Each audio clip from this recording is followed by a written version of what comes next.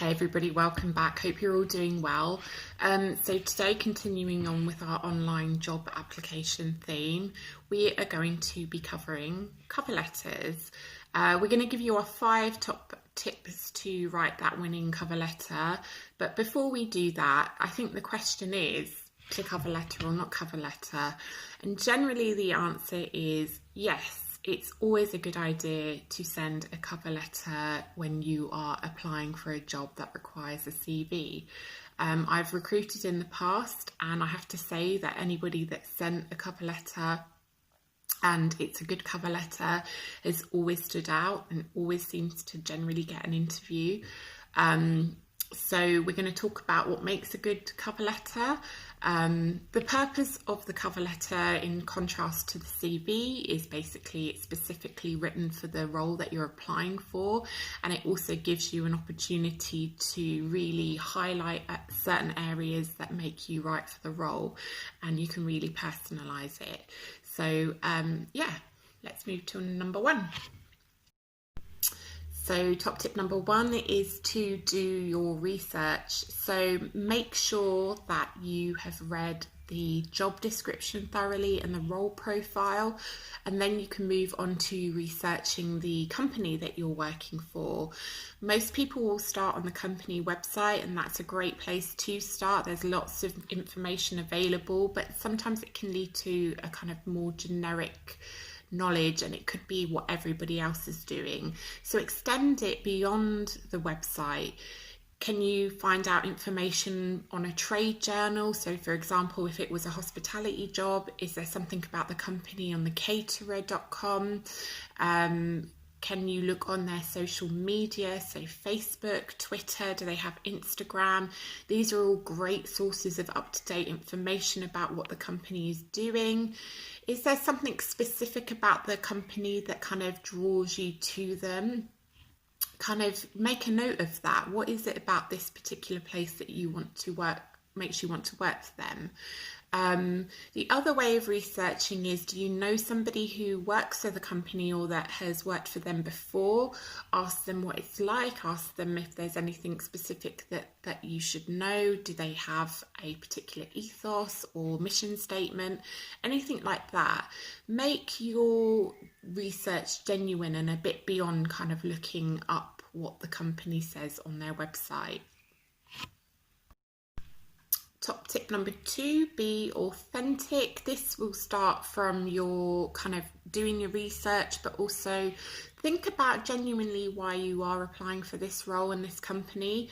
You could be firing off hundreds of CVs and job applications at the moment, and you know, this could be one of many, but really a recruiter will kind of see through that. They'll know if this is just another push on the button and I've sent off my CV. If you really want this role, the cover letter will need to authentically convey that. So that will be evidenced in the research that you do, but also if you really sit down and think about why you're applying for this role and also to the company, then that will come across in your cover letter, and the recruiter will be able to pick up on that. So even if it's a job that you're not 100% sure about, or you know, if you sit down and have a think about it and you've done your research, something will come up for you and you'll be able to convey that in your cover letter. So be authentic about the skills and attributes that you can bring to the company and to the role, and that will definitely stand out. Okay, number 3, structure. So if you think about it from a recruiter's perspective, they've probably got hundreds of CVs that they need to get through that day. So it needs to be short, concise, and to the point. We recommend no more than 1 page and actually no more than 3 paragraphs. So to start, personalise your greeting. So rather than starting with dear sir or madam or to whom it may concern, make sure that you reference the hiring manager. If that's not specified on the job post, try and find out who is the hiring manager. It might say on their website, or it could be giving the reception a call. They might not tell you, but do make an effort to personalise your greeting. So paragraph number 1, this is really where you can make yourself stand out. But this paragraph is not about you. This is really about why you've picked them. And this is where it comes back to the research that you've done and being authentic. So this is where you cite why you want that specific job, and why with that specific company. Paragraph 2 is where it is all about you. You need to reference the job description, and you need to cite your most relevant skills and your most relevant experience to that job description. So this is where you can make it very specific to you, and kind of pull out main points from your CV, but make sure that you're referencing the job description. And then the third paragraph really is a closing paragraph. Make sure you keep it friendly but formal. You can be friendly and formal. And make sure that you thank the kind of hiring manager for their time in that paragraph before you sign off. I remember getting a cover letter, and the closing paragraph kind of wished me luck with the recruiting process, and I just thought, that's so lovely, what a kind of kind and personalised thing to do. So that person definitely kind of stood out in my mind. So that's it in terms of structure.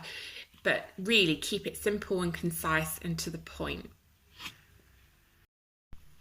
Number 4, check your spelling and grammar. So this can be a real thorn in the side for some recruiters, because if your CV and cover letter are littered with spelling and grammatical mistakes, it can really put them off and make you kind of stand out in a bad way and not in the way that you want. So use the tools on whatever device that you're using, whatever kind of program that you're using. Usually they will have a spell check. Dana mentioned this before, but Grammarly is an excellent tool. It's free if you download or use the basic package. And the great thing about an application like that is actually the more that you use it, the more you're learning about kind of grammar, and you're getting more familiar about how to kind of structure things. So make sure that you use whatever tools are available to make sure there's no spelling or grammatical mistakes. And finally, number 5, check, and then check again. Get somebody else to read over your cover letter for you. This could be a friend or a family member, or me or Dana. That is what we're here for. It's always a good idea to get a second eye on that cover letter, to get a kind of feel for how it reads, also to check if there are any spelling mistakes or grammatical mistakes, because you know what, sometimes you think you've checked it and you think you've used all the tools, and there's always something. So get somebody else to check it, get myself and Dana to check it. We have checked hundreds and hundreds of CVs and cover letters, and that's what we're here for. So we hope this is helpful for you. We look forward to kind of reading your cover letters in the future. And again, if you've got any comments or questions, leave them in the comments box below, and we'll see you soon. Take care, guys.